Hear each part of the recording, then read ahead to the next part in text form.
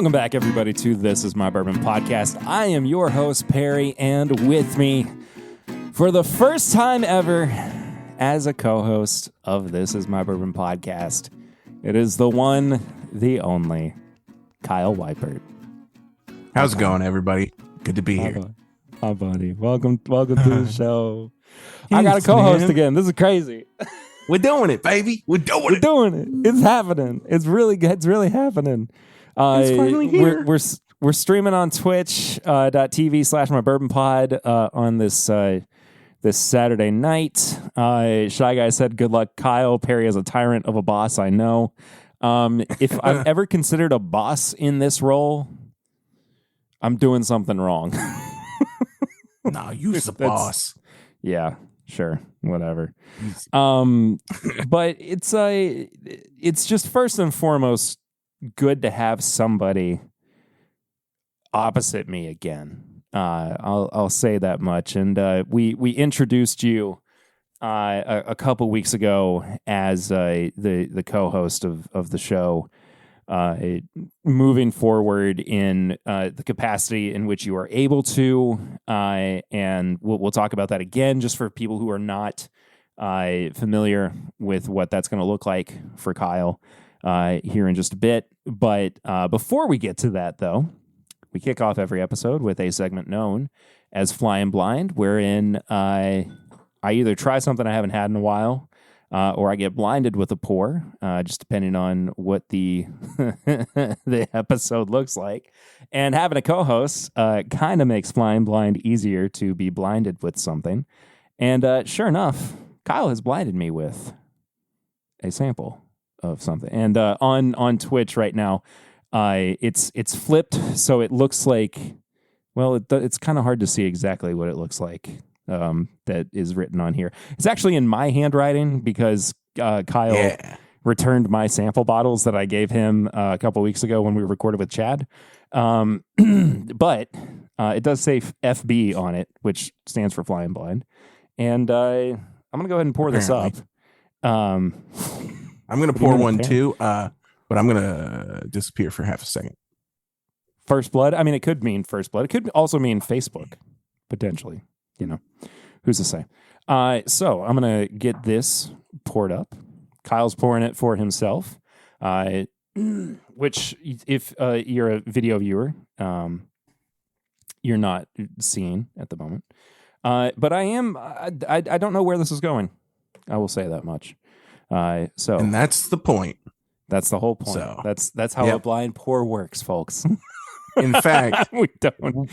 In fact, today we decided to run a whole blind episode for Perry today. And so I have provided a full lineup of just blind whiskeys, and he's gonna look at them and figure it out and do his thing. So in which if you're not on the Patreon, by the way, patreon.com/mybourbonpodcast. From the $5 and up tier, I just bumped into the mic. That's good. From the $5 and up tier, you get bonus content every single week.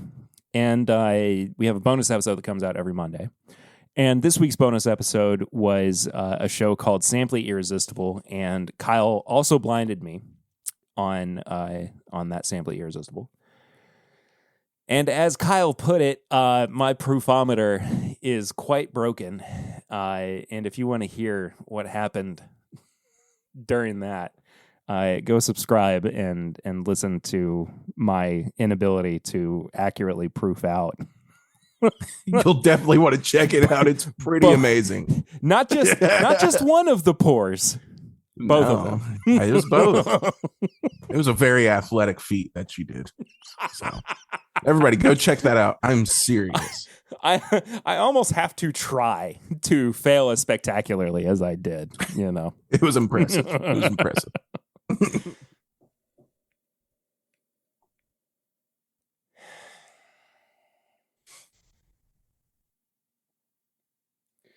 Well, after my incredible showing from Samply Irresistible, I'm hesitant to say what anything might be one way or another on this nose. Where are you leaning, though?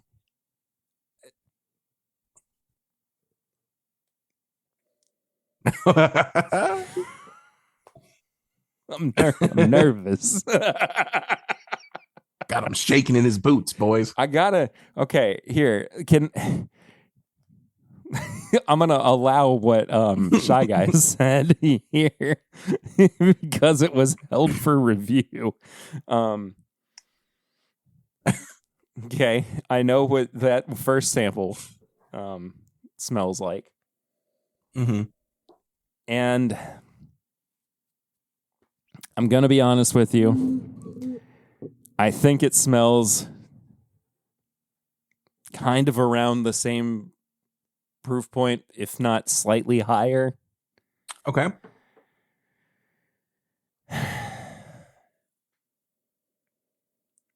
But there's something rye-y going on the nose too. Yeah. What are you getting out of it? Whether it's a high rye bourbon or a rye whiskey. Mm-hmm. Are you getting like the grassiness, or are you getting more like grassy? I'm getting a little bit of grassy. I'm getting a little bit of the word's escaping me. The hold on. The licoricey notes. Okay. Yep. Kind of too. Slight agave-y thing. Mm-hmm. Mm-hmm. The more and more that I dive, ginger beer. Yeah. The more and more that I dive into this, the more I feel like it is a rye whiskey. But Interesting. We'll All right, Kyle. Cheers, brother. Appreciate you, man. Appreciate you.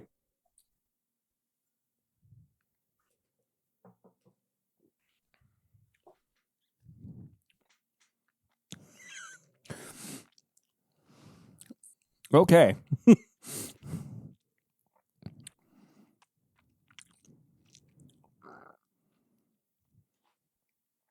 Bro, I got noises coming out of my belly. I got noises coming out of my my throat. You're exploding out of all orifices. That does feel like a rye. Okay.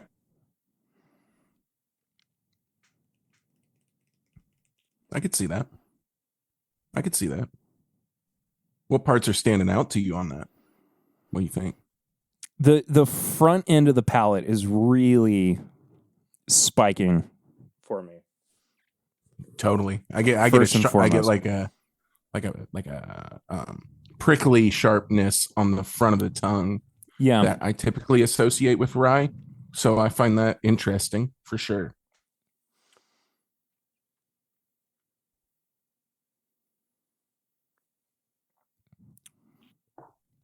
You still think we're kind of in that range proof-wise? No. I think it's higher proof. Especially from the middle to the back end of the palate as it starts to get into like the deeper brown sugar molasses notes. Mm-hmm. And this is where it's really starting to not necessarily confuse me, but at least like give me pause on whether or not it is truly a rye whiskey. Mm-hmm. And again, because it doesn't really seem to slot itself into one category or another, which I know is like trying to plant my foot on both sides of the fence. But at the same time, like, why am I getting this weird like absinthe note? No, totally. Like almost like a numbing agent going on. Yeah, kind of. Yeah. Which makes me think, like Shy Guy said in the chat, I hope Kyle slipped in some Malort in one of those bottles and lied. Yeah. Yeah, this is all just barrel-aged Malort. This is a Jepson single barrel that I don't know. Just Indiana, but whatever. One of the more interesting things about it, like at least for me, is just that however weird it is, I like it because of how weird it is. Like it's again so left of center. I say again, folks, too, because I'm like extending the conversation that we were having on Patreon. So I apologize for like kind of like talking from a direction that you probably are not privy to. I apologize for that.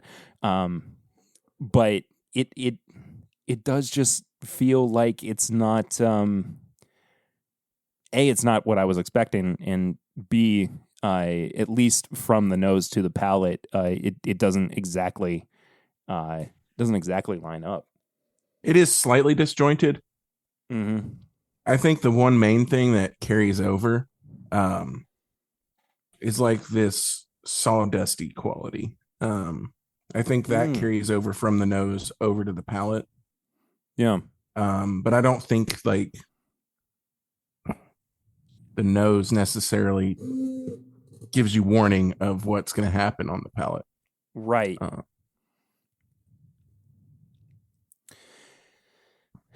But the finish is there, and the finish is all day. Yeah. Oh no, the finish is incredible. Yeah. Here is my honest guess. Okay. I don't think I've had this before. I think that this might be the Saz foolproof. Interesting angle. That is where my brain is going at the moment. Okay. So you think rye, but lower rye for rye, right? But higher proof, and higher proof, and to your point too about it being a lower rye.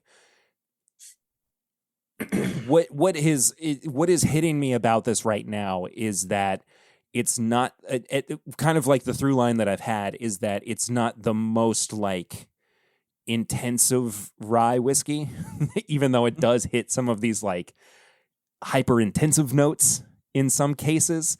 But there are again parts of it that are a lot like darker and in some ways softer that lead me to feel like it's relying a bit more on what would be the corn influence here. So even if it's not essentially the Saz foolproof, I feel like it would probably be a lower rye. So okay, I think that's an interesting take, and I think I could see where you're going with that. And again, I'm sorry, but you're completely wrong.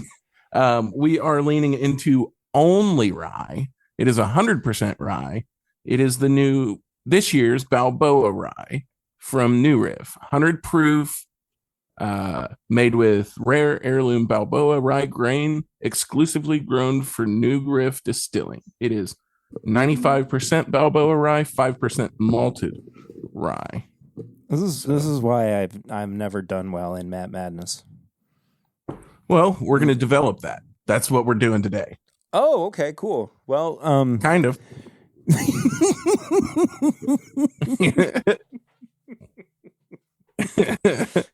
Kyle, I brought you onto the podcast for a secret third reason. You're going to help me win this thing. And eventually the Olympics. Yeah. We're going to do some like Rocky stuff. I'll be filming you running up. And we'll just go to the courthouse in Lexington. What I was thinking is I'm going to be running up the hill at Maker's Mark. Up to the. I like that. I like it. That's what should happen. You run the bridge at Wild Turkey. Yeah, exactly. I get arrested on the other end of it because it's illegal to travel on foot. What the hell are you doing? Who is this guy? No, it's for my podcast. Man, that's worse. Yeah. Excuse me, sir. Do you have a permit for this? I have a podcast. Yeah, we got to arrest Does you. it count? Man. Really thought I was going to get away with this. Can I still record it in jail? No, give me your phone. I can't. I can't break my streak. This is really good, though. It is really good. I like it a whole lot. I have had Balboa Rye. I have a bottle of it in my cabinet. But it's maybe the first release. So it's been a while since I've had it. And I guess in some ways, I at least haven't had this one. Before. Yeah. My daily bourbon just followed the stream. He's really trying to get in there, huh? That's interesting. Poor dude is having. He was struggling last time trying to get in the Twitch to talk. He thinks I want to go streaking, just on the bridge at Turkey. That's it. Yeah. Who's in? Twitch for mobile is pretty bad. I'm not gonna lie. It's terrible. It's pretty awful. No, I mean this is a surprise, and it makes me really want to go back and revisit my bottle. So yeah, I'll have to do that. I didn't finish the entirety of my sample either, so I'm gonna have to compare the two. Ooh, that would be nice. Here soon. So I guess there's a stream for that. Yeah, hopefully I have enough too to where I can provide you some as well. Unless you have some. Ooh. I don't know if you do you have any of the first release? No, I don't. There we go. We should do that. Next time we'll try to follow up and do that. Heck yeah. Too. So that'd be sweet. Kyle, we're gonna do what have we been drinking recently, and then we're gonna talk about your role here. Okay. On Timbit, but I want to ask you. Well, okay. Should I go first and talk briefly about my travel over the past couple of days, or do you go for it? Go for it. Okay. No, that's cool.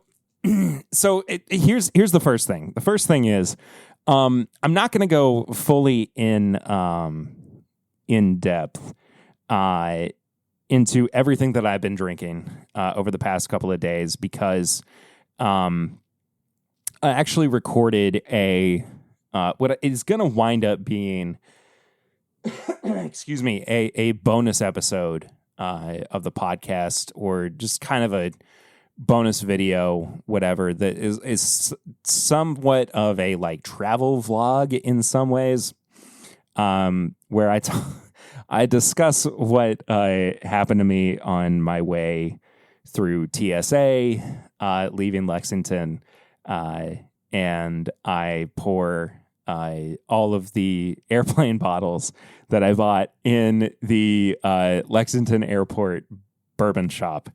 So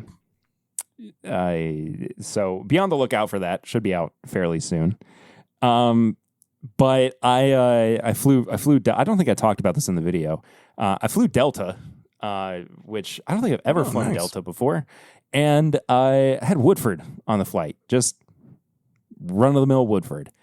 And I got to be honest with you, might be the best Woodford I've ever had. Like there's something about like when you have no other options that is the best that whiskey will ever taste. And it like Jack Daniels can be the same in that instance as well. You know, Jim Beam too. Like that's just the way that it goes. But I had a couple pours of Woodford on that flight, and it was delightful. But I got to my hotel, and I think I talked about this in the video, but I got there so late, and I checked in at about 5 or 10 till 9. And the guy at the front desk was like, the restaurant and bar closes at 9:00. I was like, cool. So before I even went up to my room to drop my bags off, I ran to the bar. I was like, brother, I just need a drink. Like, this has been a very long day. I am very tired. He was like, what do you want? And I scanned, and the first thing I saw was Knob Creek small batch. And I was like, double, please. Give me the knob, sir. And so aside from the airplane bottles that I had that I drank on throughout the night, I had that double of Knob Creek to hold me over, and I've slowly. It was funny because I felt this might be one of the worst things I've said on the podcast. I felt like I was detoxing by drinking lower proof bourbon. Just a nip, sir. Please, just a nip. Because I had like one of the better night sleeps that I've had in a while, and I woke up refreshed, and I was like talking to my Lyft drivers, and yeah, that low proof be hitting. Yeah, it was so nice. It was so nice. That's hilarious. But I don't think I talked about this in the video that I shot. But in the airport restaurant, I was like, what do you have? You know, anything special? And he's like, we got a Wilderness Trail single barrel. I was like, that's strange. And yeah, that's odd. So they had a weeder, and I had to pour that with my my French dip while I was waiting for my flight to Atlanta, and it was fantastic. I mean, dang, nice. It was wild. But anyway, Kyle, yeah, what have you been drinking recently? Oh, okay. So I'm going to go in the opposite direction, and I'm going to play a little show and tell. So one of the new Balboa discoveries, yes, Balboa Rye, and we're going to see a bit of this as a theme. New Riff 6-year single barrels. So yes, I've gotten a couple of them now. There was one I got from the distillery, and it was a Char 1 barrel. And I thought that was so weird having a Char 1 pick. It's 6 years old? At 6 years old. That's crazy. And then Liquor Barn had one for that was a Char 4 barrel. So I was like, well, I gotta get it. But I waited because when they first put them out, they were like $82. And I was like, who's gonna buy that for 82? But then like 3 weeks later, it's down to 60 where it should be. So I bought it. That was great. So also I have had a decent amount of a Dickel Tickle. This 19-year Dickel Tickle whiskey is doing it for me. It's the funkiest, dirtiest, stinkiest, weirdest barrel of all time, but it's just it hits. I don't care. It hits. That's the one that you brought to Divine that one day. Yes. Too. Yes. And it was so strange. It was definitely not typical Dickel with the like nice Flintstone. We're a rhyming podcast now. That's right. No, I can't do that. My brain would explode. But it didn't have that stereotypical like Flintstone vitamin thing about it. And Chad makes a crucial point too, that it's a weird brown butter bomb. Like yes. it's just not like there's something so like not astringent about it, but it doesn't go. It never goes the way that you think it's going to go at any point during the experience. Like you take a whiff of it and it's like, well, this doesn't make any sense. And you take a drink of it and you're like, well, this feels like it could have been about 8 or 9 years old. And then like the finish goes into like some kind of like weird, deeper barrel notes too. And it's just such a bizarre like overall experience. It's so weird. It's Go ahead. Sorry. Probably one of the most unique whiskeys I've had. Just in general, great experience. If you see one available in your market, Go get it. It's not 15. It's guaranteed at least 17. Go get it. It's going to be great. It's going to be at least a unique experience, I'll say. I can't promise all of them will be great, but they'll at least be unique. So also other things I've had, I just got this recently. It's the Prohibition era still proof from Old Forester 117 series. Did we ever get any clarity on what? Yes, it's distilled at 130 proof. Okay. So it enters the barrel at a lower proof, assuming 125, right?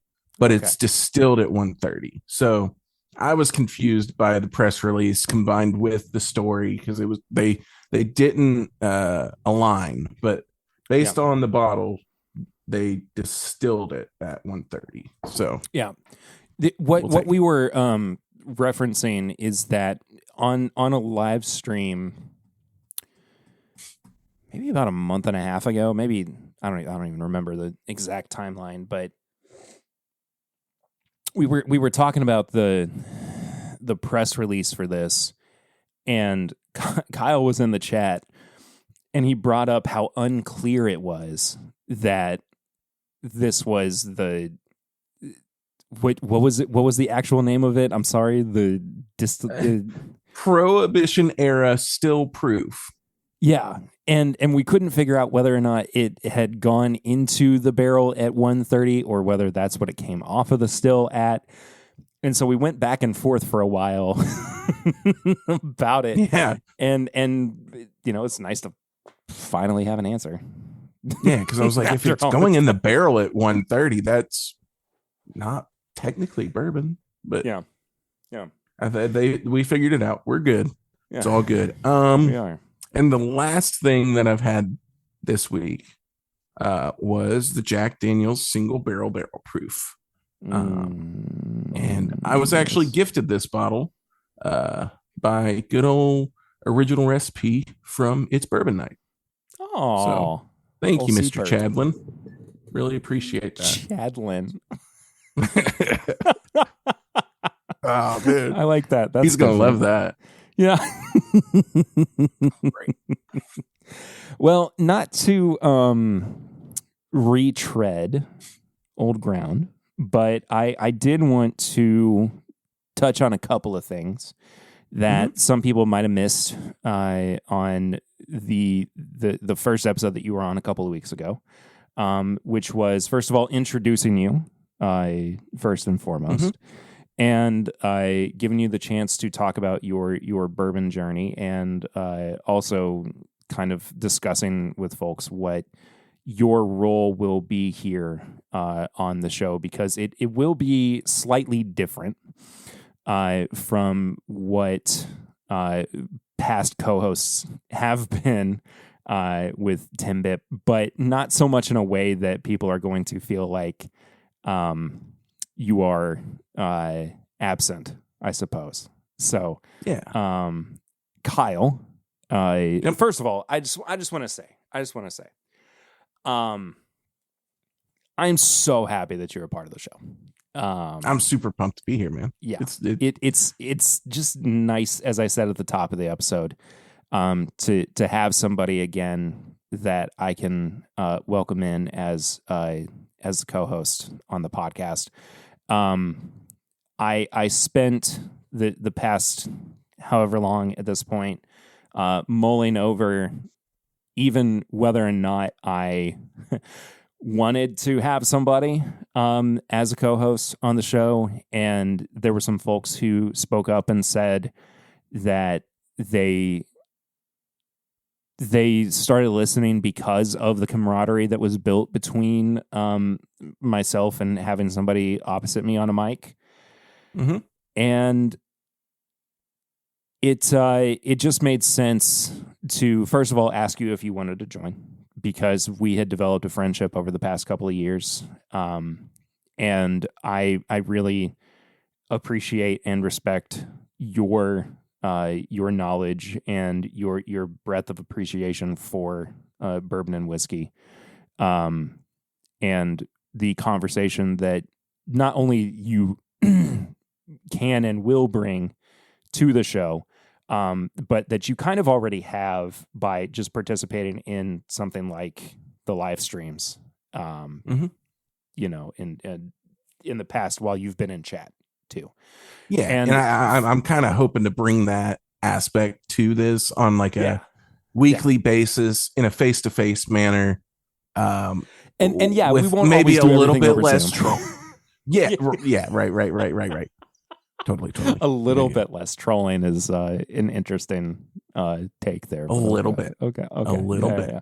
So I'm gonna let you reintroduce yourself to in however you see fit. I mean, you know, people can go back and listen to the full thing again, but you know, we'll again talk about briefly how you slot into 10-bit at large here in just a moment as well. So my name is Kyle Weipert. I'm from Winchester, which is 30 minutes, I think, east or wherever from Lexington. But I now live in Lexington.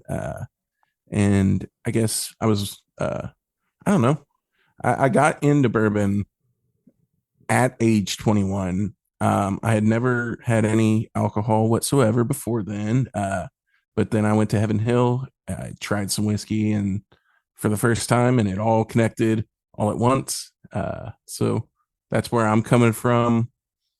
I've been watching bourbon content. I've connected with friends locally who make bourbon content and who do meetups and hangouts. And so I've gotten to know the community and kind of become tied in with the Lexington community at large.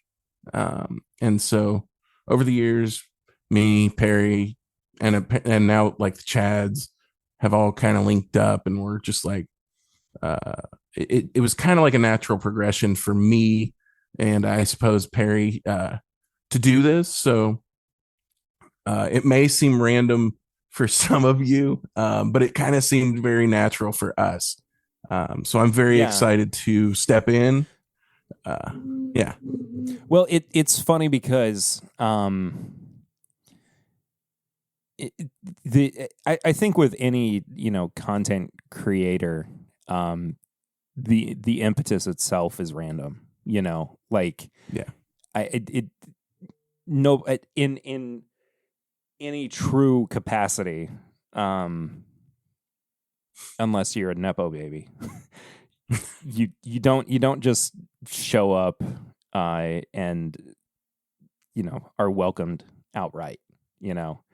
And so it is, you know, in some capacity, just the, you know, beginning of a new era, you know, as it is with any new project. And even though you are stepping into a project that has been going on for as long as it has, I don't think that it is anything that you will find discomfort with. And I don't think that the listeners, the viewers of this show, should be uncomfortable with yet another co-host joining the show. You guys have dealt with this before. It's okay.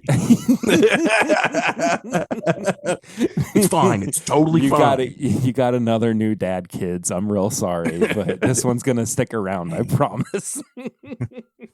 What's this guy's name? I mean, I hope. No, I'm joking.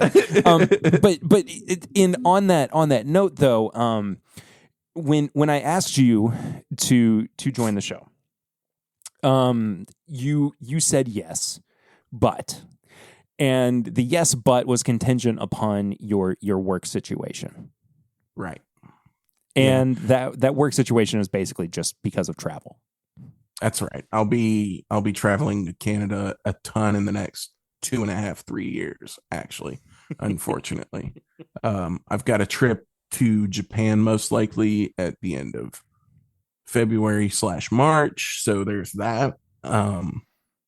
So yeah, tons of travel. I'll be all over the place. So I'll be in when I can be in, is kind of the situation. But and on the flip side of that too, though, the contingency plan is slotting in the the extended roster of Timbip friends and family so that it isn't always just me sitting down and recording solo episodes.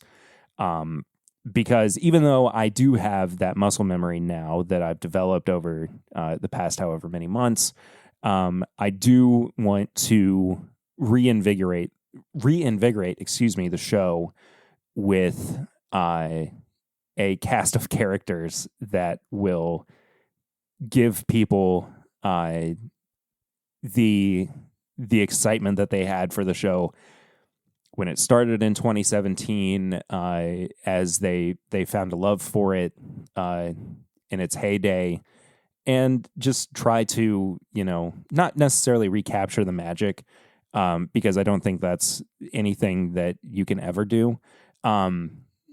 But at least, give them the sense of we are. I'm not, just doing this because I am squeezing it into my busy schedule, which I think in some way it might have felt like since May. And in some ways, there has been some of that. Because I have been busier than I ever have been. But I never want to deprioritize This Is My Bourbon Podcast. It's always been a massive part of my life. It always will be a massive part of my life. And I hope that by adding Kyle onto the show as well, people feel that there is a sense of purpose that is brought back to the weekly episodes that we put out. But again, that's not to put any pressure on Kyle or put any weight on his shoulders. I said that and it sounded like, hey man, you got a lot that you gotta do. Pull your freaking weight, boy. You better step up. See, he also, is the boss. See? Yeah, exactly. See? So that's where that's where we're at. Where we're also at right now is this blind flight that Kyle has prepared for me. A, B, and C, which might sound familiar if you listened to the episode a couple weeks ago that Kyle was also on. But right, I will preface it. There is a theme, and I'm interested to see if you figure out the theme. Can't wait to fail upwards on this one too. Your proofometer's off, so this is going to make it even worse, and I'm so excited about that. So have a great time. So my hope is that we do a little bit of a game. So first off, I think I would like to know proof, age, and let's say state of distillation. So let's do that. Okay. For all three of these. And then I would also like for you to give your typical review scale minus the price, because you won't know that, and we'll find that out at the end, and then you can kind of judge it based on that. Oh, this is so interesting. Okay, I don't know if I've ever done a blind review on the podcast before. Ooh. That, honestly, that's exciting. In almost 420 episodes. Dang. Should have saved it for 420. Well, so here, let's talk about episode 420 for a second. All right. That's supposed to be next week. I'm going to be in Columbia next week. Right. Not the city in South Carolina, the country. So I'm going to be written. No, I'm just kidding. I'm going to go ahead and pour these, so I'm going to hide for. Go for it. Go for it. I am kind of planning on recording. I'm supposed to be recording something while I'm down there. Hopefully, it's going to be next week or next week's episode of the podcast. But if it's not, I have an idea. Maybe it'll be like just a bonus episode. That's not fully episode 420 because I have an idea for episode 420 that I think I talked about, at least with Patreon, maybe also on a live stream. I can't remember for sure. So that I'm considering a couple of things. One way or another, though, I wanted to let you all know that next week's episode of the podcast might be delayed by a week in some capacity. I haven't gotten that far. I'm figuring it out. So I hope you were listening closely to all of those cork pops. And I heard one cork pop and it sounded very tight. So what does that tell you? That I should be worried. Yeah, you should be very worried. Okay. Be afraid. Be very afraid.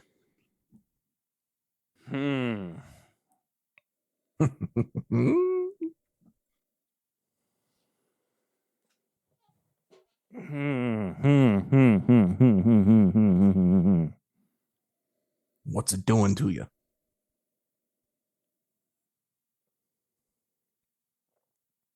Can I be honest with you? Absolutely. Off the rip, I'm getting Indiana vibes. Interesting. What's giving you that?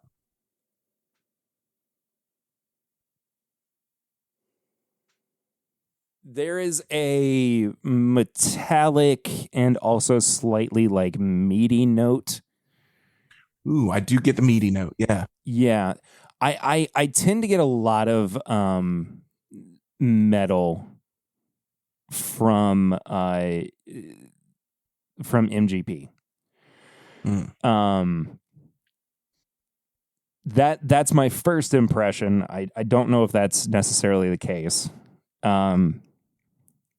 Smells higher proof. I don't know if that's really any indication yet. I'm not definitely not gonna rely on that right now. Yeah, dude. Yeah, for sure. Yeah, I feel real good about that so far. So you said proof, age, and state of distillation, right? Yes, please. Okay. All right.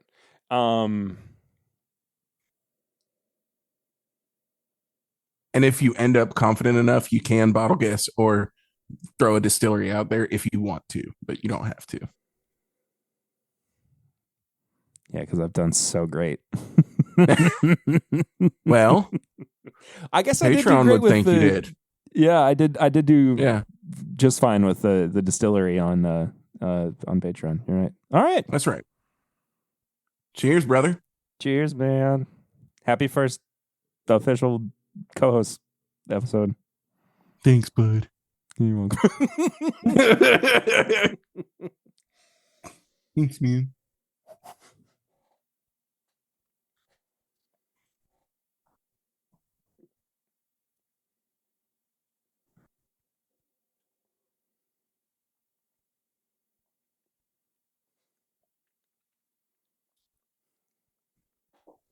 Whoa. Okay.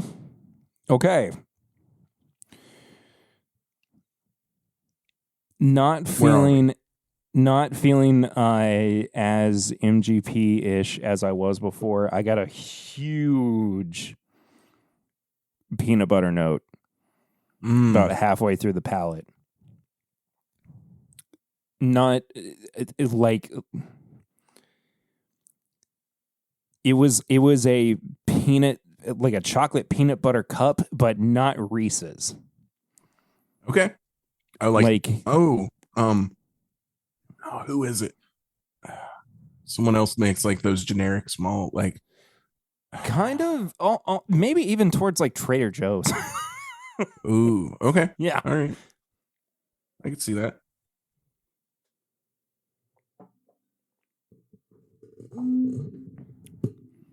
This is so familiar. It should be. It's the second time you've said that tonight. That's right. Yeah.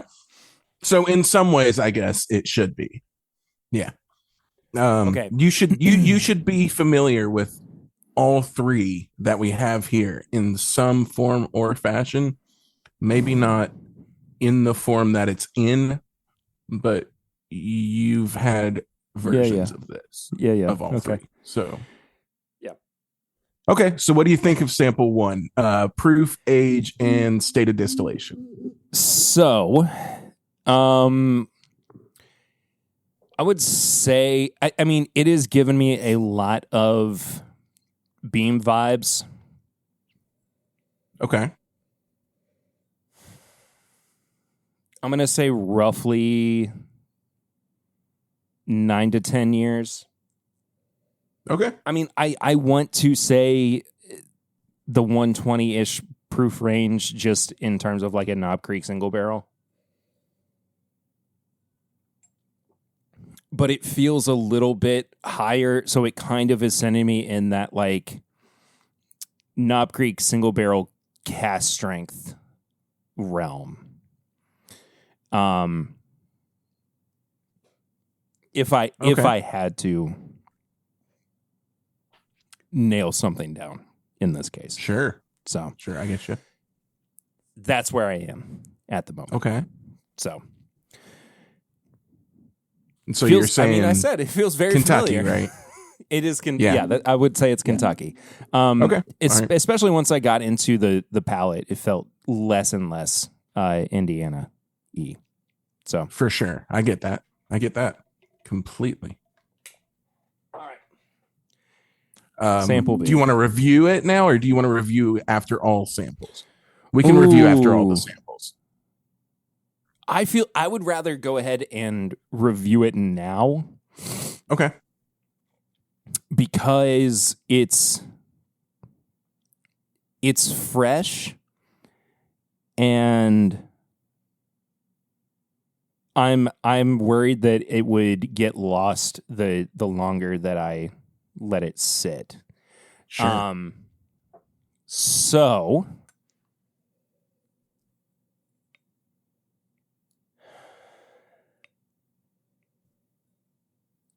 Nose is great. Nose hits this like it hits so much in like the dark quadrant that it doesn't leave a whole lot of room for anything bright to be showcased. That it like in that case it goes it almost makes it go a little bit flat. Like I do like what it does, but it doesn't necessarily give it the roundest of qualities, if that makes sense. Like I could see that. It kind of just goes barrel. Yeah, it could be bumped up a hair.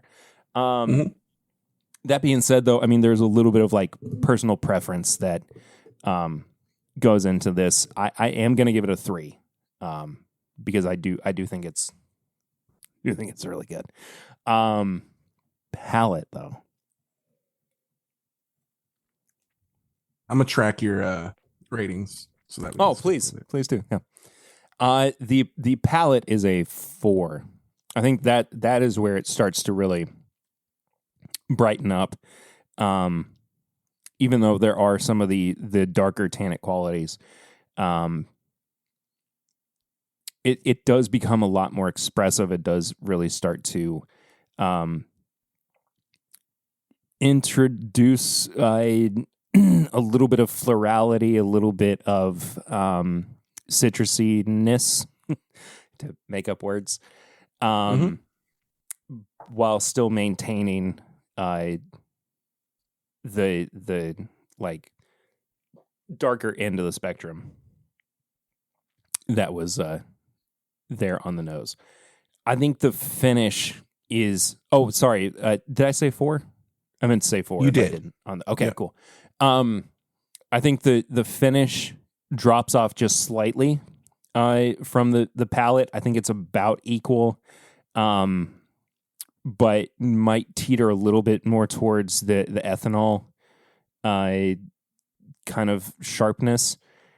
I'm going to give it a 3.5. also kind of because it doesn't really go any further than the palate does.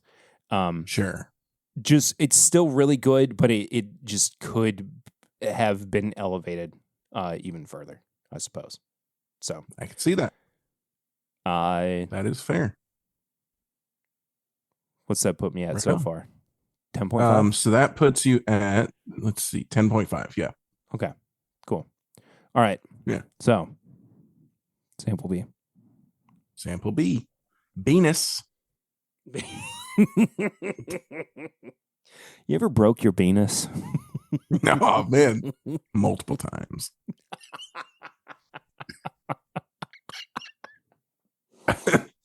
Oh, man. Here he comes, the broken penis boy. Here we are. Mr. Beanitz. They made a movie out of that guy, right? Mr. Beanitz. He was silent the whole time, right? But he broke that thing. Yeah, because of all the pain that he was in. He couldn't utter a word. Just Beanitz broken adventures. Oh, wow. This is not a note that is particularly relevant to a nose, but it smells creamy. I get what you mean. Yeah.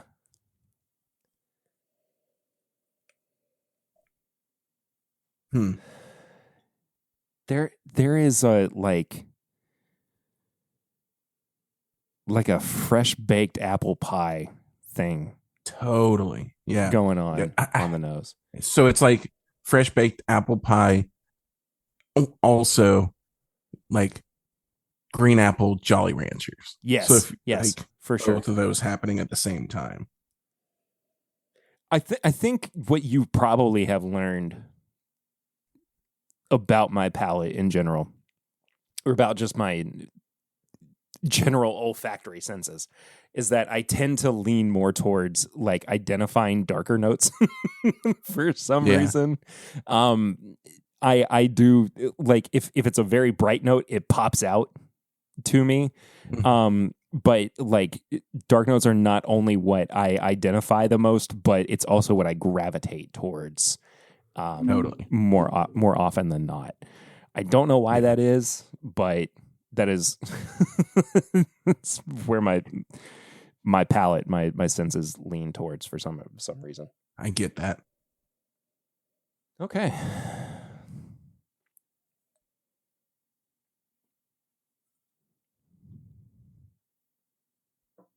Okay.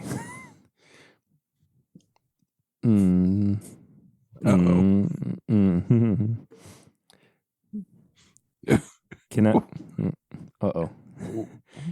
Can I go back and revise my previous score?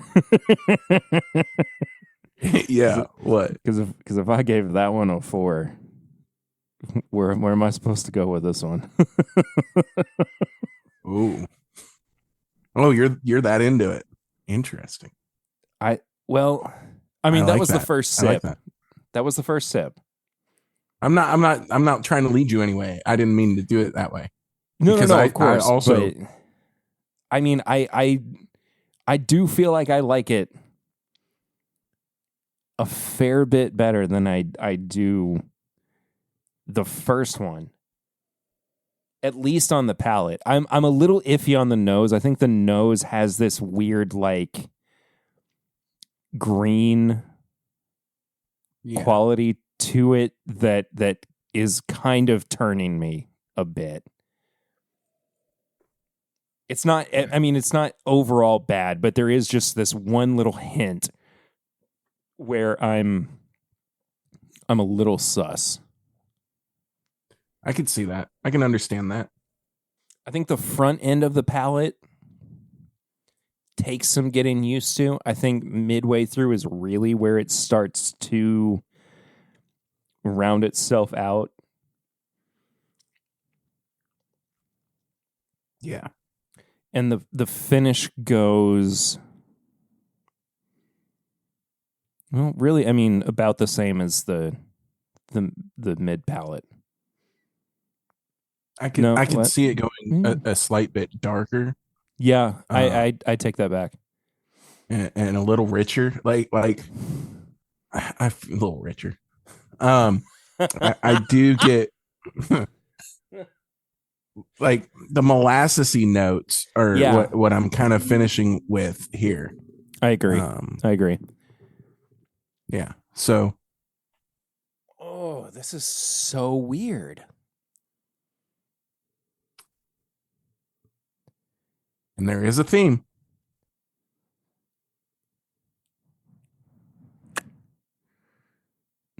I'm worried that the theme was all the bottles that you showed me earlier. No, that would be wild. That would be crazy because that was something that that'd Matt be very did Matt with Porter. That he did with last year's.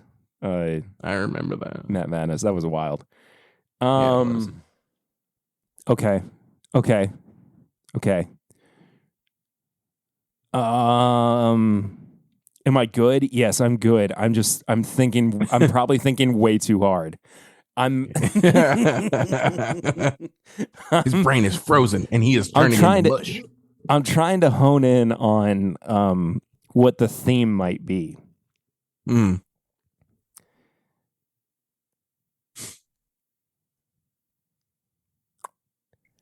You know what? Before I review B, I want to go to C. Yeah. Because I want to see if there is also a similarity in profile. Okay. Between B and C. Do you want to go ahead and guess proof and age and state? Or do you want to wait for that as well? Okay. I want to wait. All right. We can do that. I think I shot myself in the foot. like going so hard in the paint with A. Oh, no. Yeah. Can you remind me what you said proof, age, and state were for A? I said roughly 120 for proof, 9 to 10 for age, and then Kentucky for A. So okay. Yeah. I don't feel so good. Mr. Stark. Good. Good. This is fun for all of us. Fun for the family, right? Kyle's now my biggest op. Well, you were like, I need a co-host, and I'm like, I gotta figure some stuff out. Why? No, I was very excited to do this, and I'm glad I was able to do this. So, what is happening with C? Mm-hmm.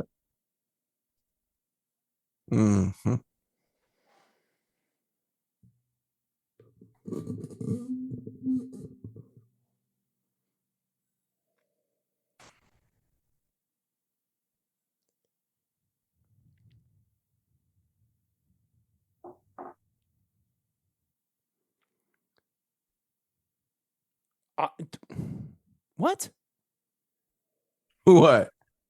What? There's a theme. There is a theme.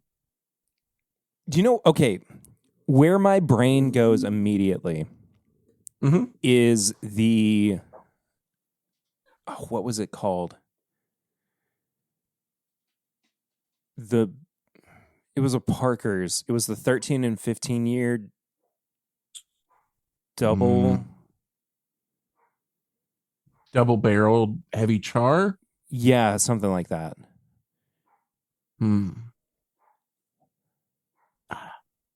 Interesting.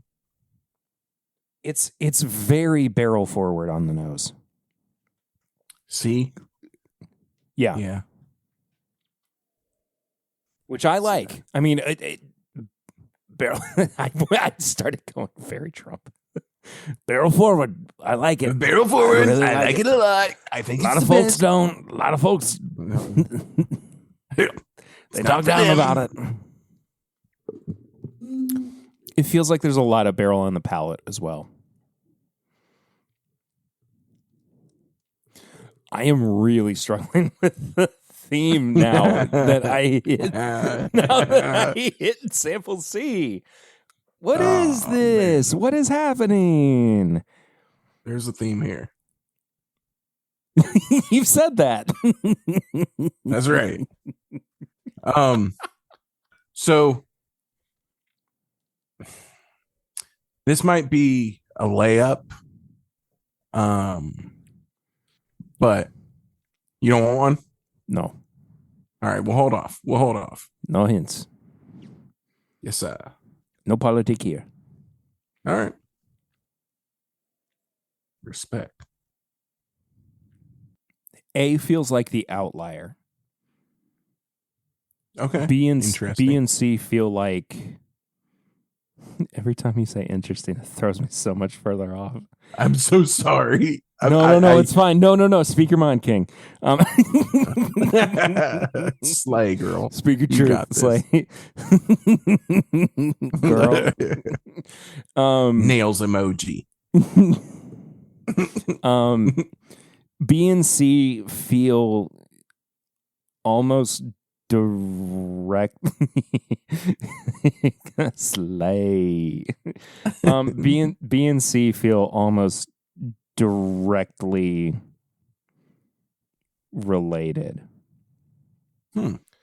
Interesting. There I did it again. Now, is it due to the palate alone, or do you think the noses kind of play together? No, it's the palate that's hitting me there.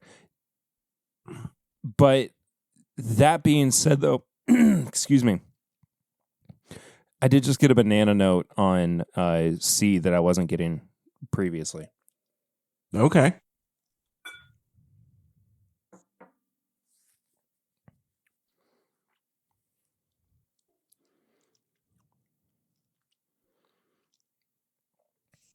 And then all of a sudden I got more grain on B.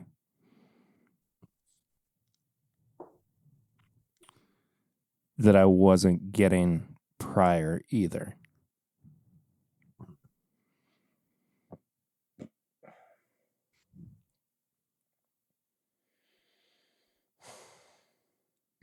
Okay.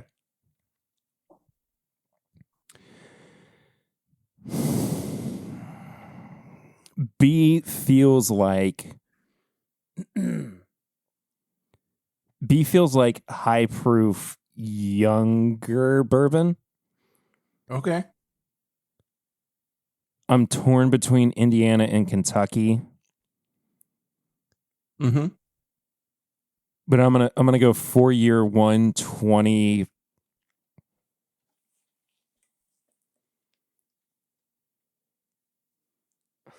I'm gonna hit 4-year 127. Just somewhere in the middle. I'm gonna go Kentucky. Okay.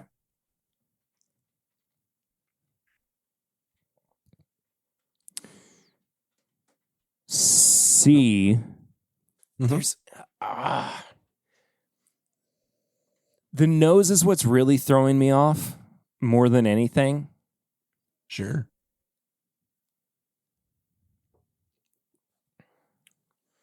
I think it's.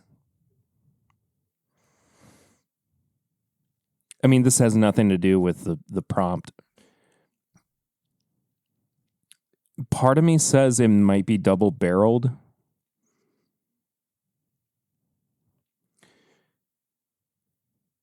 And I'm also feeling like it's the lowest proof of the three. I'm going to go in the 110 range. Okay. Yeah. And I'm going to go 8 years old. Okay. That banana note is really throwing me for a loop.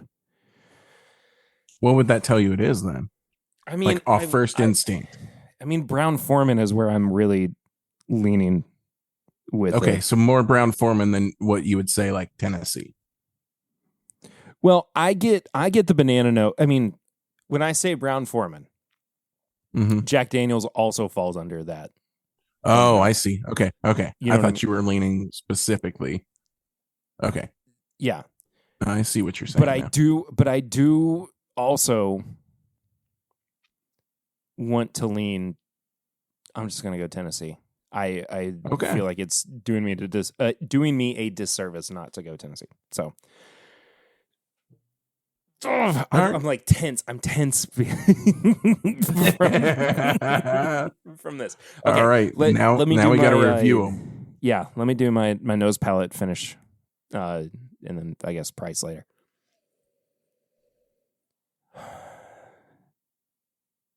This is so interesting doing these back to back reviews. I feel like I'm. It shows some of the holes in like this system. There's always holes in this system. It's very okay. I mean, yeah, but that's okay because so if you think about it, the reviews it's based on a time and place situation in the first place. Yeah. So yeah. Nose on B. Mm-hmm. I'm picking up on this like barbecue note that I wasn't getting before. Like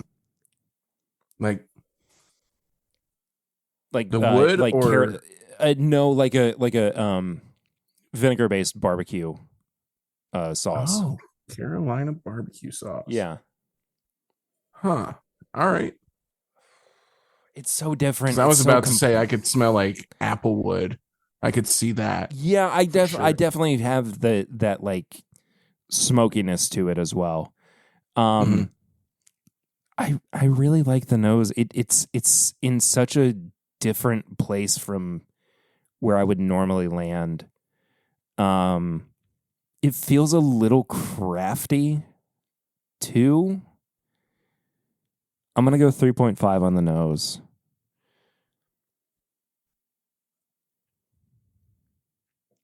All right. I'm also going to go 3.5 on the palate. For reference, you gave A a 4. Yeah, I changed my mind. I think that I have softened a bit on the palate of B. Okay. Gotcha. But I think the finish is easily the best part of B. I think that's where it really starts to shine, as we were talking about earlier. I would agree. I'm between a 4 and a 4.5. I feel like 4.5 is maybe giving it a bit too much credit. I'm going to go 4. Fair enough. Right on. That's still an 11, though. Yeah, it is. Yeah, I mean, that beats A. So, yeah. There you go. And then now, C.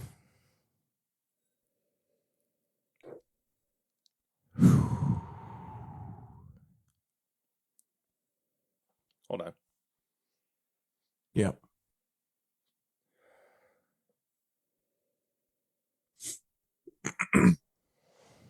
I've softened a bit as well on the intense barrel notes that I was getting on C.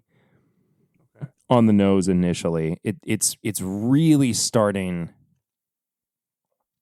Giving this pour the hidden barn score. That's funny.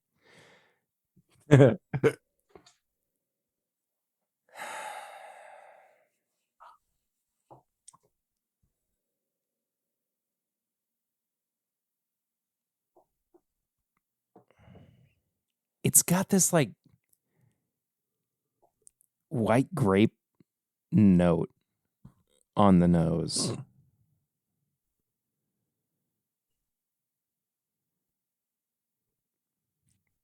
Interesting. Which I guess would lead me to thinking more of like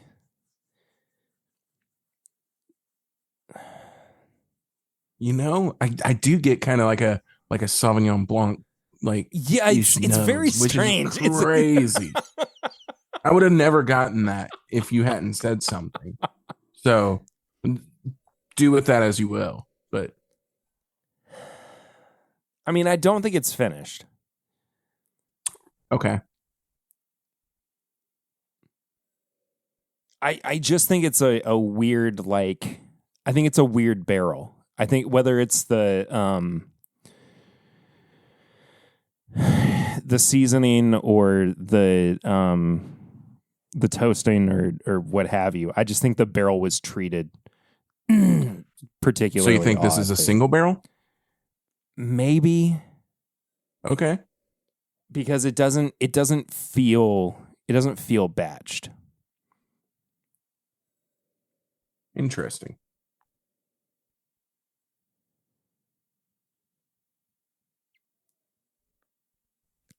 I'm going 3 on the nose. Okay.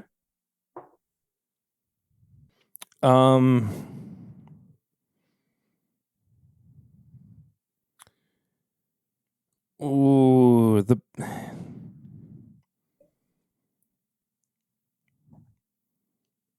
palate. The palate's taken such a weird turn since I started drinking this one. Yeah. I feel like it's not. It went more in the ethanol realm, and it also stopped presenting itself as more barrel forward. Definitely much more in the brighter category. I'm also feeling like the finish is where some of the darker notes are creeping in.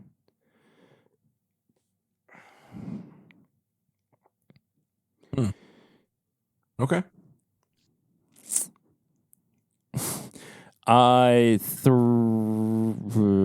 What'd I give on the nose? You gave it a 3 on the nose. I'm going to give it a 3 on the palate and the finish as well. All right. So we're at a straight 9 so far for that guy. Finishing in last. I just feel like it was very down the middle. I could see that. Once it really started to open up and I had more time with it. For sure. I get that. So as a bit of a recap for us. Yeah. You went with sample A as a 120 proof 9 to 10-year-old Kentucky. You gave it a 10.5 so far, putting it at second place. Okay. You went sample B, you called out as a 127 proof 4-year Kentucky, finishing at 11 points. So the younger is your winner, according to you, based on your assessment. And then C, we went 110 proof 8-year Tennessee at a 9, finishing in third. I hate everything about it. Once you read all the stats back, I'm like, this sounds terrible. Well, yeah, it was. So I will say, you got 2 of the 3 states correct. You were within 2 years of 2 of the bottles. Oh, okay. And you were within, we'll say, 12 proof points for 2 of the 3. Well, that's 3 of the 3. I'll say you were in like the 10 to 12 proof range for 3 of the 3. I don't think you were close on any of them proof wise. That's not great. It seems like everything's tasting hotter than it is to you today. That's kind of been the issue. You are giving me these results like I am at the doctor and I am it's terminal. Listen, you need to lose. Yeah. Yeah. Look, we need to get you a spot. We need to work on your treatment plan here. We got to put you in ICU. It is what it is. We got to call hospice. Nah, all right. I'm in trouble. We got to call hospice. I'm that far gone? Well, kind of. So I want you to guess. The theme based on your review and your guesses thus far. Maybe utilize some context clues to put you where you might need to go. Okay. 2 out of 3 states. I'm guessing it's all Kentucky instead of. Yeah. Okay. Oh man. 12 proof points. Yeah. Yeah, I think the closest you were was 12. I think.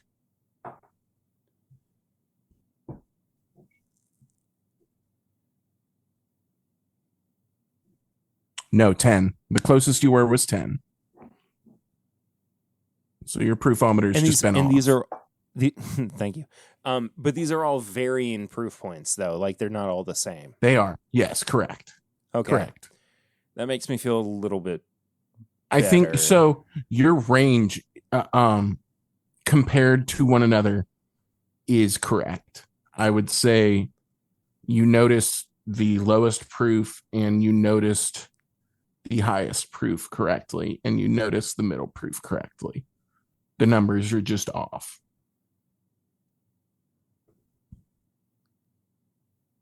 Interesting.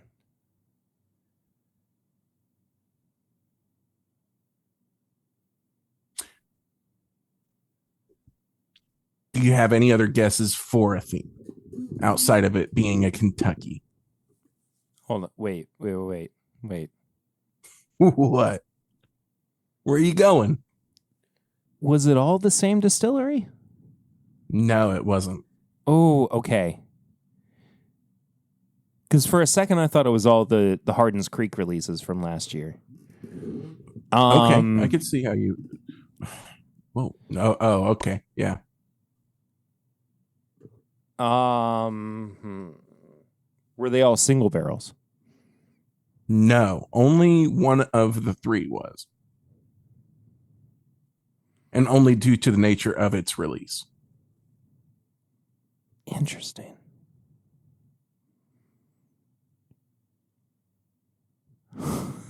I'm lost now. Okay. I've got too many. I am Pepe Silvaing.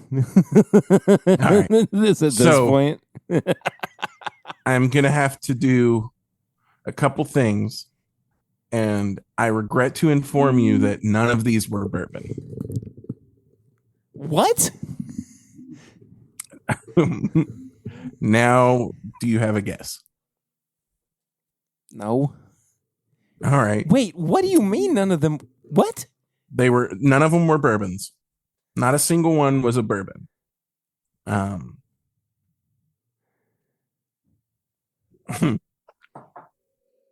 I utilized our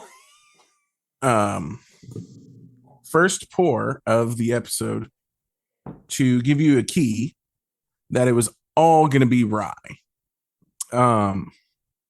Every single one was a rye. And it was all Kentucky rye. Not only was it all Kentucky rye, it was all aged Kentucky rye. So everything is 10 plus. We're going to start off with A being Elijah Craig, A925 barrel proof rye at 108 proof and 12 years, 3 months.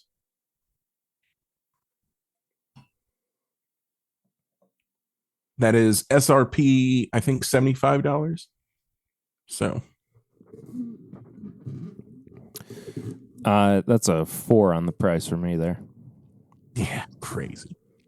We'll throw that on there. All right.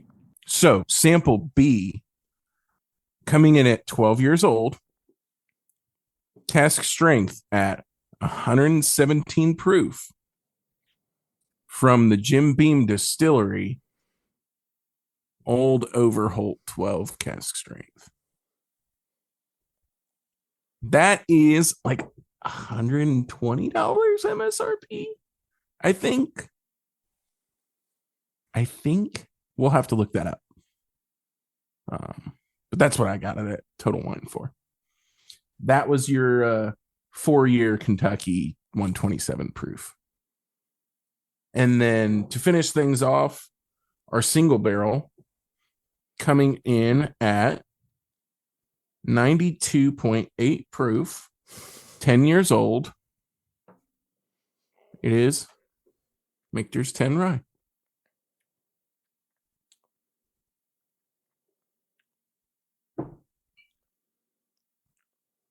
By the nature of its release. Yeah, I get that. Yeah. I get that now. Yeah. And that is a $200 bottle now. Unfortunately. Okay.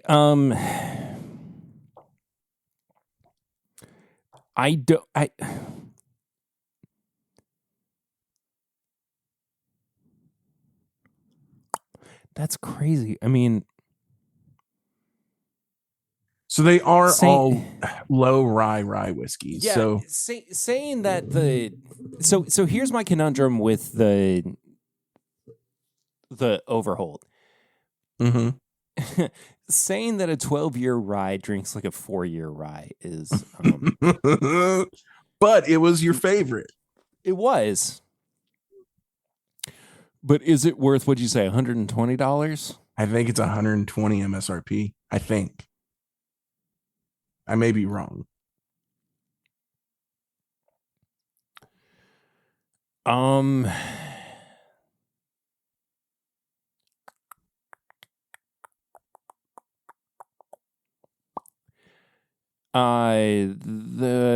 3.5. I mean, it's not it's still a limited release. Right. So keep that in mind. Yeah, I mean, I appreciate what it is based in that context. But I'm surprised that the finish made you think 4. That's because I get so much barrel in the finish. That's the part that surprised me with. Brother, maybe my entire system is just shot tonight. I don't know. Because you were so close on a lot of it, though. Like, I know. I think your range was off, but like where each of them fit was right. You know, just outside of the age of the Overholt, which I don't know. I could see it tasting young. I don't disagree with that because it is green and grassy on the nose. I think there's that, and I think that there is similarly this green and grassy note on the finish that I'm picking up on that made me want to go towards a younger profile. I'm annoyed. Sure. but by I myself, can get that. by my own, by my own inability to call out the product. I mean, so I also don't think it reads 12. I would agree with that. Yeah. And I also like going back to it too. I definitely don't feel like it's my first place either. Yeah. I was shocked that, I mean, so it is the highest proof. It is the loudest. But it doesn't make any sense for it to. No, I definitely don't feel that way the more I go back to it. Well, so you can make up for it with the price. I think we're already where we are with the numbers, but I could see you saying, man, at 120, given how I feel about it, that's for a 4-year rye in your mind, right? You're like, 4-year for $120? That's crazy. Yeah, I mean, I could see you leaning. Takes that with a grain of salt. If that were the case, I mean, it would be like like the price would be like a 2. You know, I would think so as well. Honestly, I mean that's my genuine feeling. Yeah, and even going back to it, like more and more, it just does not feel like it's as good of a product as I thought it was initially. Yeah, it's Punchy Beam for sure. Yeah, I think it is. It's 100% just super Punchy Beam. Yeah, and the Michters, I feel a little let down by, just kind of in general, because in the past I've had really, really good single barrels. Yeah. From that 10-year line. I mean, not saying that. I think I set it up for failure putting it at the end, but that was kind of my strategy as well. Sure. Yeah. So that was like my curveball was that guy, while staying in the theme. But that was really fun.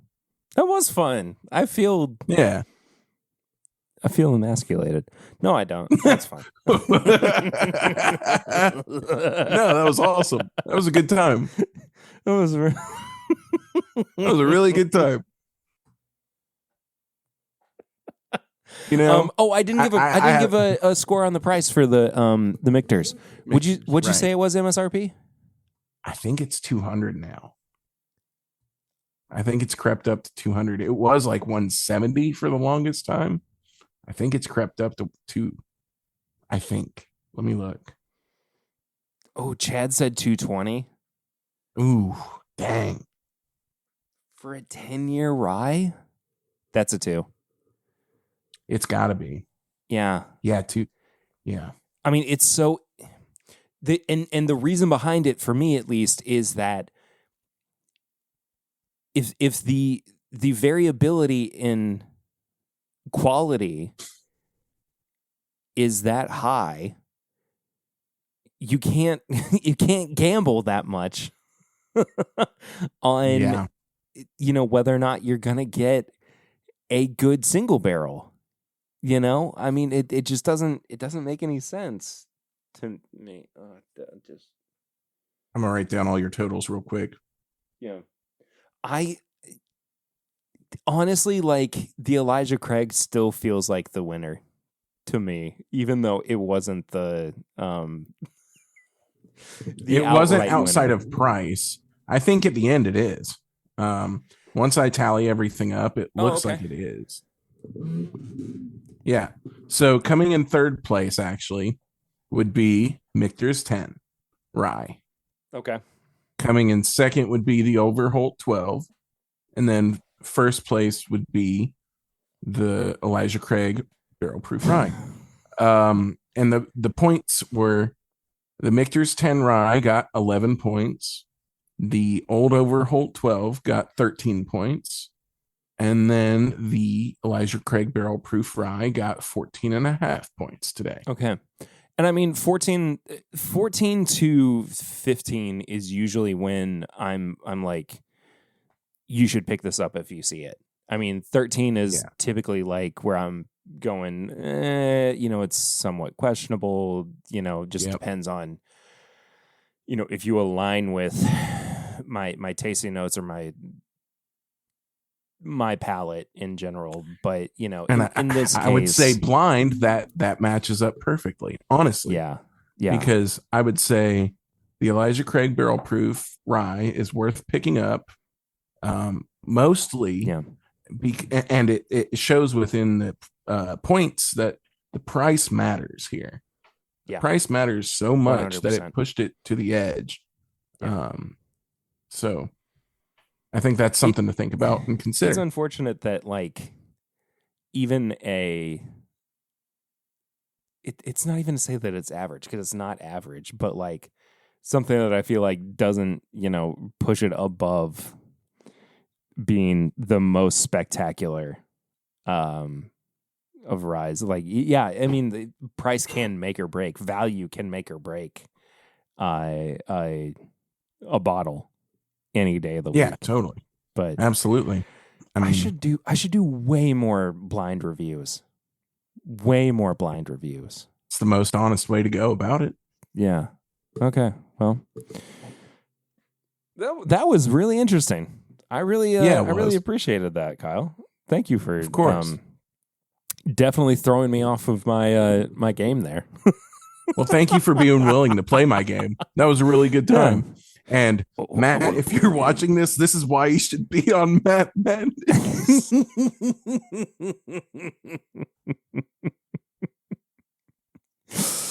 We do have a couple of barrel rings, but they're text messages, and you can submit your own barrel ring if you would like to by texting or calling the number 859-428-8253. That is our toll-free hotline, or whatever you want to call it. I don't know. Leave us a text message or a voicemail, and we'll check it out. And this comes from our buddy Shy Guy, who texted in and said, top 3 bottled and bond whiskeys, favorite non-bourbon based cocktails, and F ice. It is cold outside. Yeah. I mean, ice is it's really harsh on our it has plagued the entire United States for the last 3 weeks at least, if not more. Maybe the past year or so. I mean, definitely. It's ice is everywhere. Bad, but yeah. Top 3 bottled and bond whiskeys. Man, that's crazy.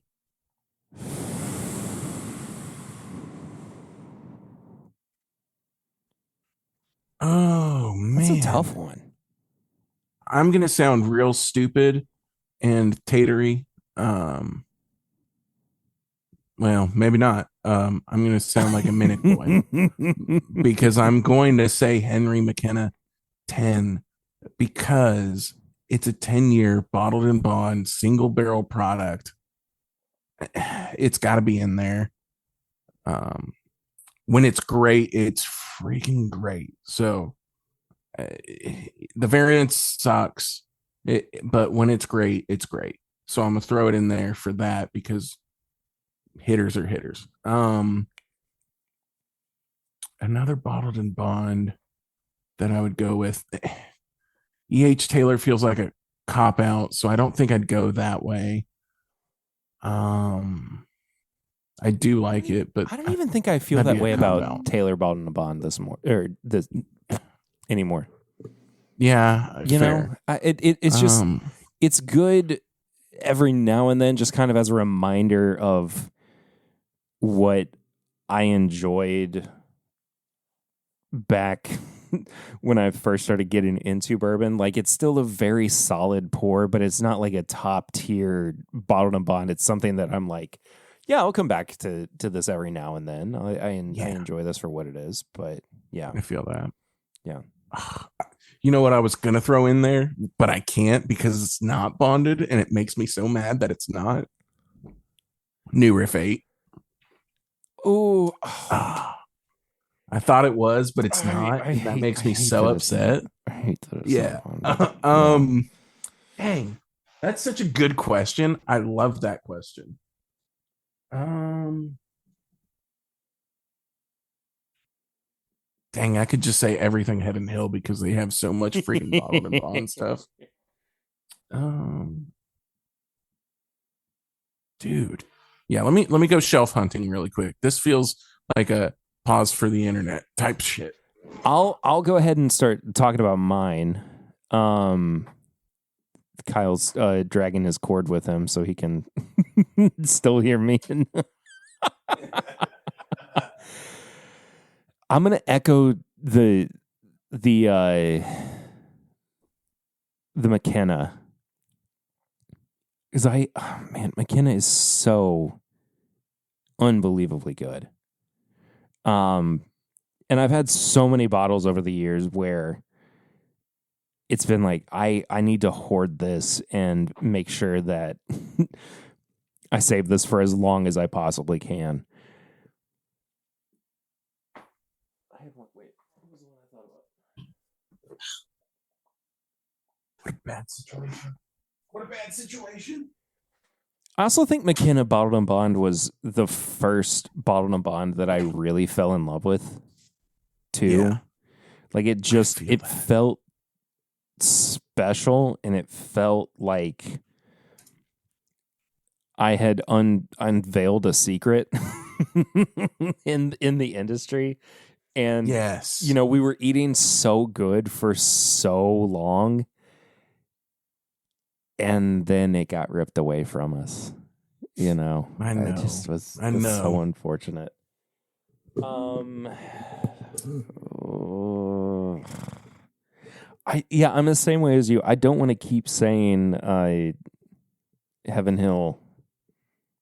Okay, so I'll throw one out there. Just to throw one out there. It feels like we should say Early Times Bottled and Bond, but that's fallen off. Old Granddad Bonded is great. I'll throw OGD Bonded in there. Yeah, I'm going to echo that. And then I guess to give us like a little crafty guy, we could go Wilderness Trail Weeded Bottled and Bond. I guess. See, I'm not the biggest fan of it, so I'm between Wilderness Trail and New Riff. So I would say I would probably go Wilderness Trail over New Riff for just straight up Bottled and Bond. So we could lean that way. Okay. I know that's a crazy move, but I think I would. Yeah. I think I would. So those are the three. Lock it in. Beep, boop. Some folks are saying mellow corn.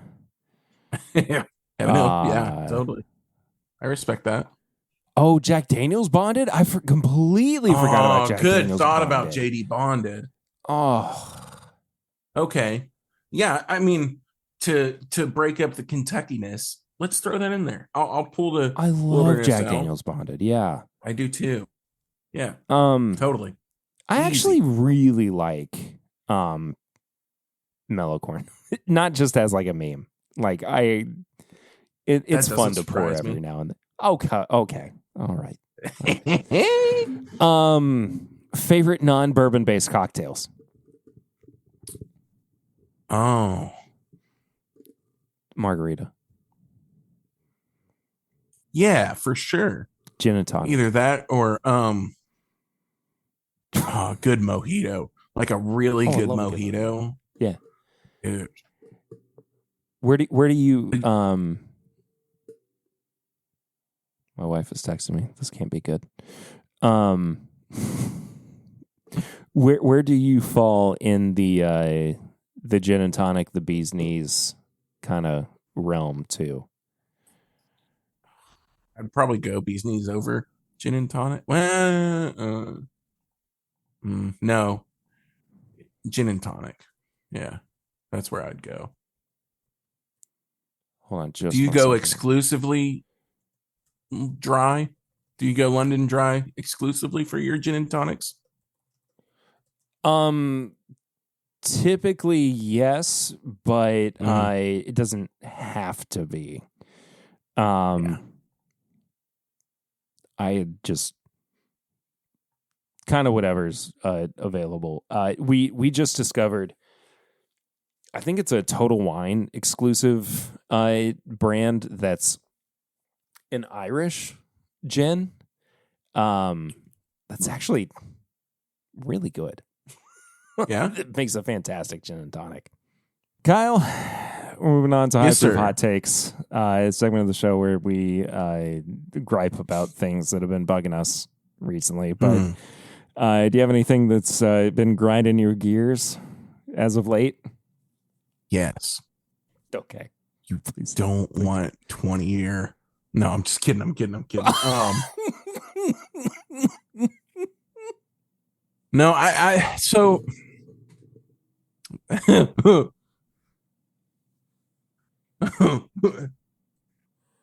right. I'm gonna let this happen. Yeah.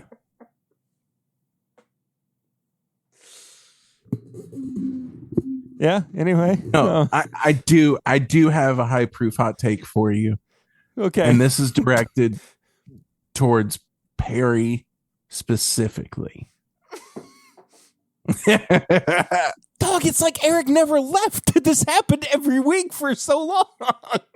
The last thing I want in this world when it comes to whiskey is 99.1. And the number one last thing I want in this world is 99.1 light whiskey at 159 proof. This is my Joker moment. This is when I become the Joker. Shy Guy knows what's up. Shy Guy knows what's up. I just want to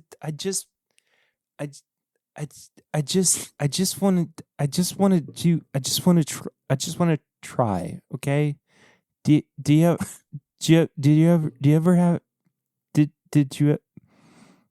ever have a dream When Can you believe your first episode as co-host? You're like, hey man, don't do this. It had to happen. It had to happen.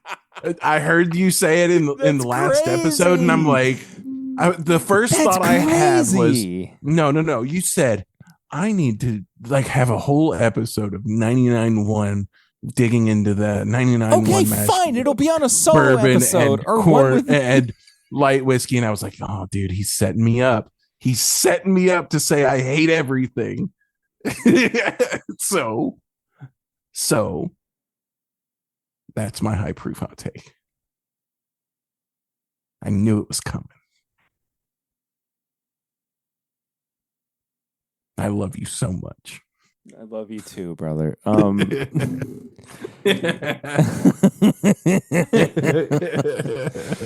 My high proof hot take is that if you get on a plane and you are assigned a particular seat, sit on that seat. Sit in it. Don't think, hey, it'll be fine if I sit in the seat that I am close to. Sit in your seat. I pay for a window seat. I want to sit in the window seat. That's my window seat. Let me sit where I paid for. Flying is not exactly cheap, okay? I know you're a sweet old lady, and I'm not going to tell you to move, but come on. Dude. Let me sit upon my window seat, okay? Yeah. Lady? Yeah, that is valid. So valid.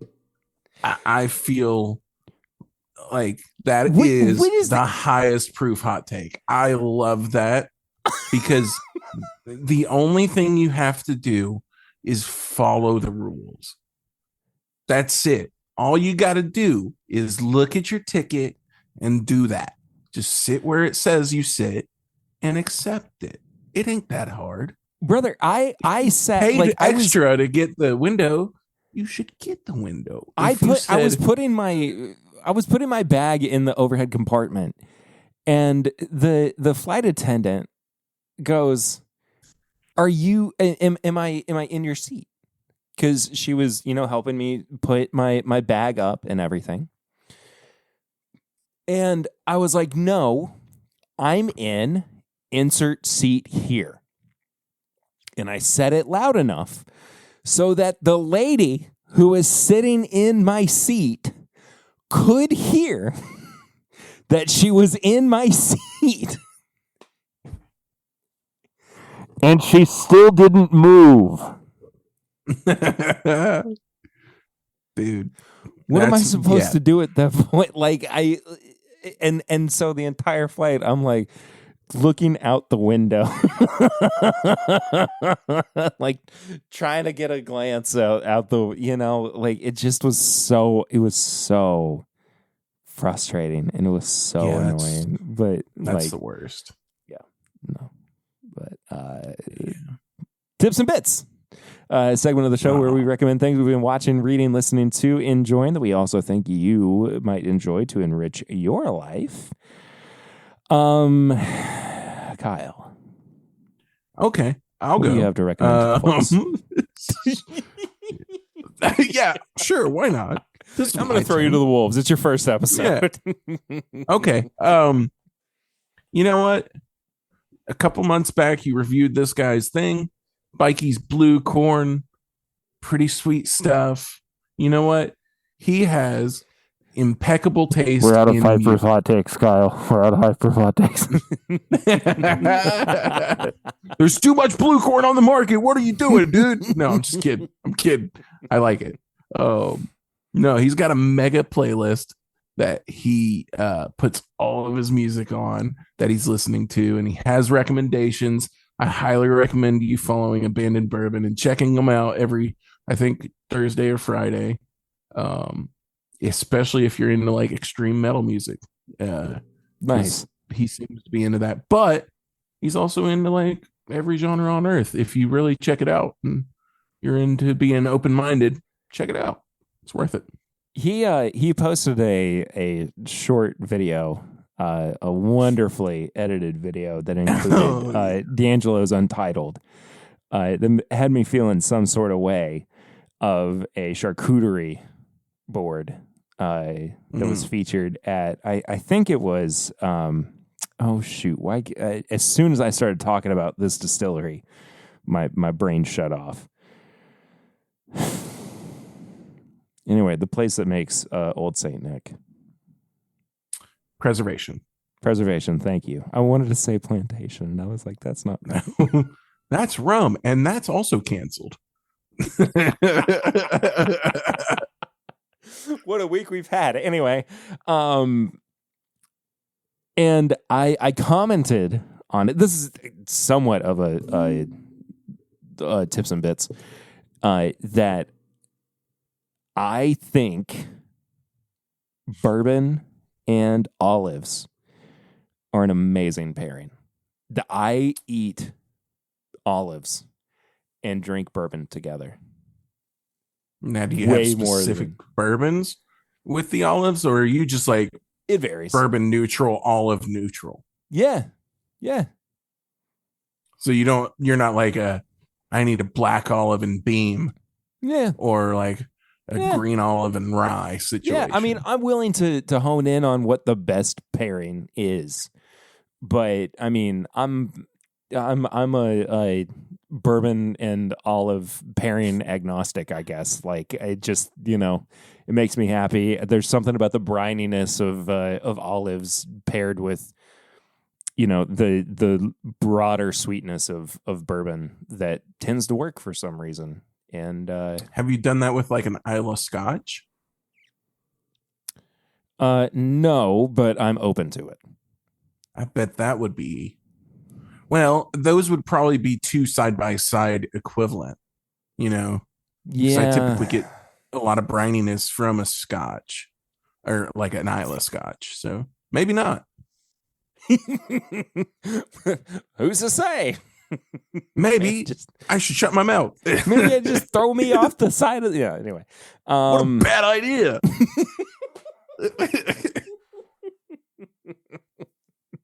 I don't know. I mean, I'm willing to explore it further. And Brian replied to my comment, and he was like, okay, let's do a pairing event or something. And I was like, okay, well, this escalated extremely quickly, but yeah, sure, why not? Like, I don't have any problem like doing some kind of, thing with it. But yeah. Did you have anything else you were going to recommend? I'm sorry. I kind of. No, that was it. Okay. Just go check out he's got great taste in music. So he does. I think he's got his playlist out there somewhere. Unless you hate Spotify, which I respect. I respect it as well. Spotify is full of AI right now. Yeah. Yeah. I'm a big fan of to keep it on the music train.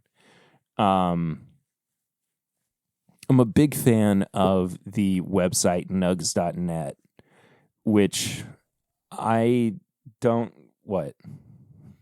I don't know. That sounds crazy. Well, it's a good website. It's really good for not exclusively jam bands, even though Shy Guy does say it sounds like a stoner site. Yeah, that explains it. But I mean, it does have like an extensive catalog of dead music and that ilk. But I recently discovered that like the entirety of Tyler Childers' 2018 tour is on there, and his December 30th, 2018 show is what kept me occupied on my flight to and from Atlanta this week. And it's fantastic. It's the pre Country Squire album tour where he's still trying out some of those songs. So you get to hear some of those songs as they're in their infancy, and some of the songs from the Take My Hounds to Heaven album. I can't remember. Is that the name of that? I think it is. But it just a really, really great show. Basically a hometown show as well. But is that the one that was at the Burl or no? No, this was in Louisville at the Palace. Okay. So yeah. Gotcha. Yeah. I think he played the Burl, 2017 probably? Yeah. So he blew up like right before that, I guess. It's so annoying that I didn't see him until last year.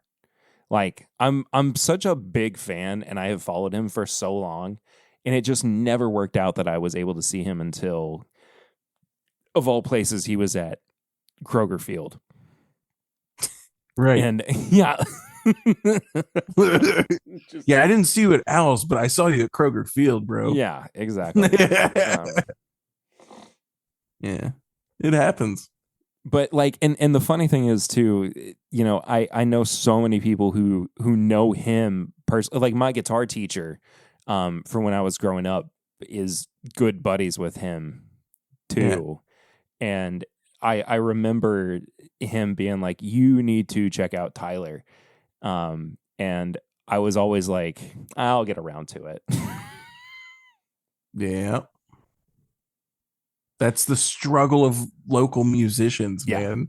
Exactly. That's the struggle. Exactly. So, here I am. Shout out to him for getting out there and doing it. Yeah. So it's awesome. Respect. But anyway, nugs.net. I mean, go and check out their archive. It's more than just like jam bands.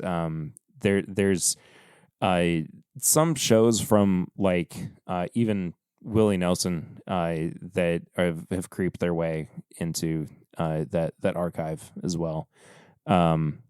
Just a whole smattering of artists. I highly recommend it. I mean, the membership fees are pretty low. but you can also pay for shows individually.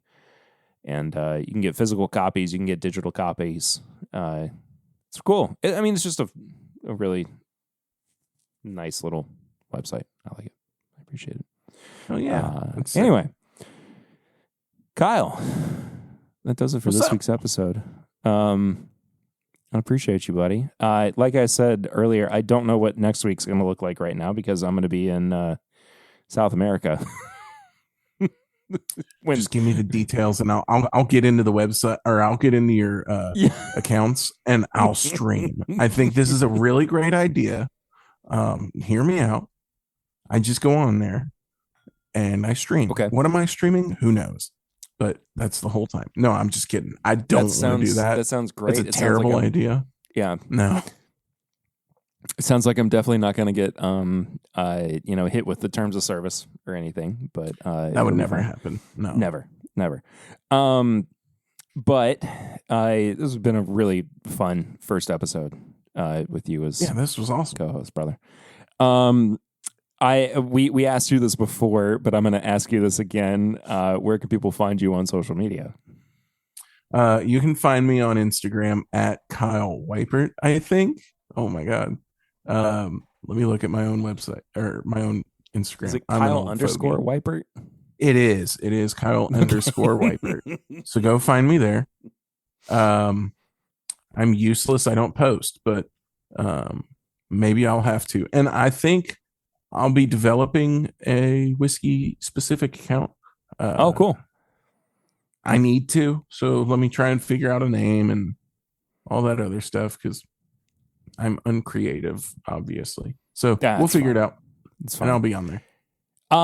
But if you want to follow the show, of course, it's at My Bourbon Pod on all social media channels. You can support the show on Patreon at patreon.com/My Bourbon Podcast for as little as $1 a month. $5 a month and up gets you bonus content every single week, but all tiers get you access to our Discord where you can hang out with us, chat with us. We're on there all the time. Kyle's going to be over there here real soon. I need to get him on there, of course. If you have questions or comments, you can send them to thisismybourbonshop@gmail.com. You can also find all of our apparel and merchandise at bourbonshop.threadless.com. If you have stuff that you want to send to our P.O. Box, it's P.O. Box 22609, Lexington, Kentucky, 40522. We'd appreciate anything that gets sent over there. It's cool when people do that, but there's absolutely no obligation. We also have the Barrel Rings line if you want to send a text message or leave a voicemail for us to check out here live on the podcast. 859-428-8253. And then last but not least, leave us a 5-star rating and review on your podcast app of choice, and we'll check it out here on the show, read it out for you to hear. And we, love you for doing such a thing. And we don't have any new. We don't have anything new. That's it. Nothing new. Anyway, that's not a thing. But that's it. We're done it. We love you guys. Thank you as always. We'll see you next time. I don't know why we're both throwing up the deuces. It feels. We're just piecing out. Oh, this feels worse. Which way am I supposed to lean? I don't know. I'm also mirrored on my screen, so I'm gonna. Anyways, twin, I'll see you later, my tower. We can't keep. There were two, and no, right here at the end. We'll see you next time. Until then, though, I'm Perry, and I'm Kyle, and this is My Bourbon Podcast.